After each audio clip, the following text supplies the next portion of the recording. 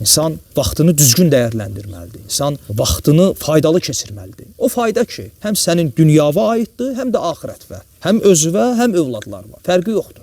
Görsən cahillər deyir, gedək vaxtımızı öldürək. Bu müsibətdir. Onsuz da sənin vaxtın ölüb. Onsuz da diri deyil. Bunu sən demə, gedək vaxtımızı öldürək. Denən ki, gedək vaxtımızı bastıraq.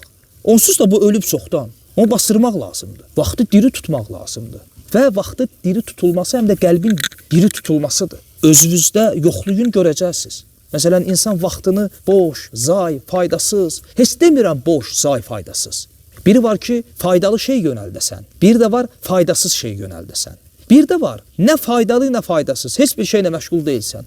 Uzanmısan. Həmin anda o vaxt getdiysə 2 saat, 3 saat, 5 saat bir qəlbivə bax, nəzərlə, gör qəlbin halı necədir? Yəni vaxt, insan vaxtını necə dəyərləndirir? Birbaşa onun qəlbə təsiri var.